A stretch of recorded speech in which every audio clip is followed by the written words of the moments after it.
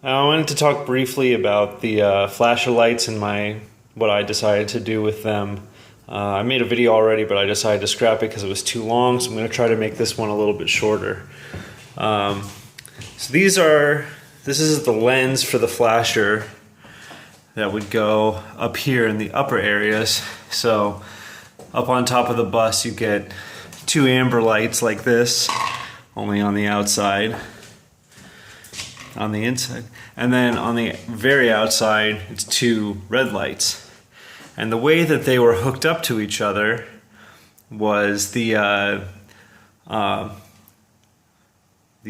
that were all the way on the left were connected to each other front and back. That was one circuit, and then that's another circuit front and back, and then another circuit front and back, and another circuit front and back. The reason for that was that the flasher system, which I actually took out of the bus and used to sit inside the dash here, you would flip the switch right there, and then it would start flashing, amber lights as you were slowing down, left, right, left, right, left, right, front and back, together. And then as you stopped, if you had it set right, if you stopped, then it would switch to the red ones, right, back and forth, back and forth. But I rewired it, and I can actually show you what I did. I rewired it so that on one switch, the lights in the front now, I think this is the front ones, go to a box right here. So when I flip the switch, all the lights in the front turn on. And then I have another box back here for all the lights in the back. I can't really see it, but it's there. So they're on two different switches. This is from the heat pump, but I already took the heat pump out, so I just repurposed the switch. So if I pull this out, it turns on all the lights in the back, and this one turns on all the lights in the front. And then I replaced these things with clear floodlights. So now I've got front floods and back floods.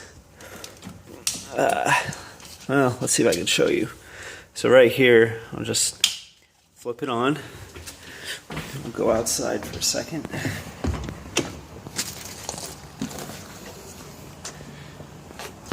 And ta-da. Yeah, got some floods up high. The other option, of course, is to close them, or close the holes where the lights are. Just Bondo over it, or weld a patch right over it, and then Bondo it till it's smooth so that there's no lights up there. Because you're not allowed to have a flasher system if this is not a school bus. They won't let you register it as an RV. And hopefully I get away with this. We'll see what happens. One more thing. In order for me to do this without having to run wires all over the place, I'm going to try to go over this quickly. But when you turn the switch on, the flashers would go back and forth, but I changed it so that now when you turn the switch on, it would only activate the amber lights. So this is the power supply for the amber lights right here. Came in right here, and then before I had this, it only supplied the amber lights, and then this is a ground wire. Can see is grounded to the body of the bus. But I changed it so that when I turn the light on, the power for the amber light is now split off, so it also powers where the red light would have been. So that is one circuit. And over in that box you saw that there were two 20 amp fuses. So this is one 20 amp fuse now, and this is on another 20 amp fuse, And then up in the front, those two are on one 20 amp fuse and those two are on another 20 amp fuse. And then this is the power for the red lights. And it would come in, and originally it was connected just to this wire and supplied just this thing. But I simply capped it off. And so whenever I turn on the switch, it only supplies power to what would have been just the amber lights over here. So the amber supply that was supplying only this now supplies both. And this is the amber over here. Amber was coming in. This is the power for the amber. And it used to just connect to this, but now it also connects to this one. And this is the red light. This is where the red power used to be connected here, and it's terminated.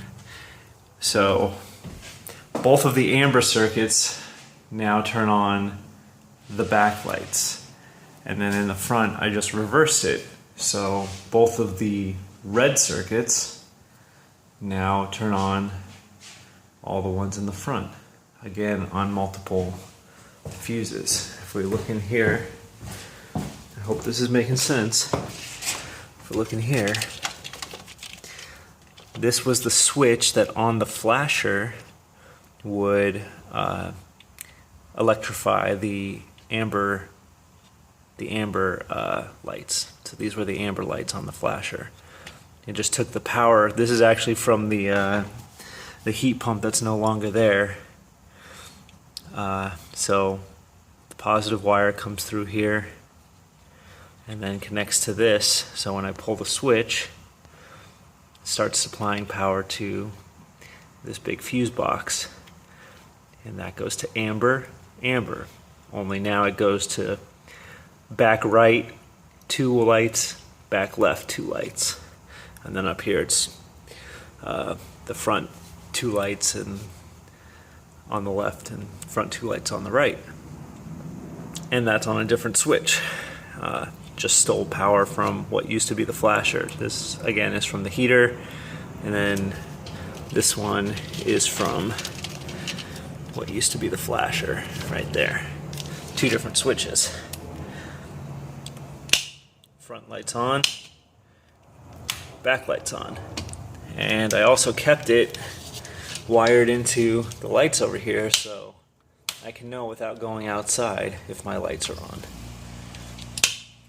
And I just got to change all the labels. All these things that are taped off now don't exist. This was all part of the heating system, and they can be repurposed into other things.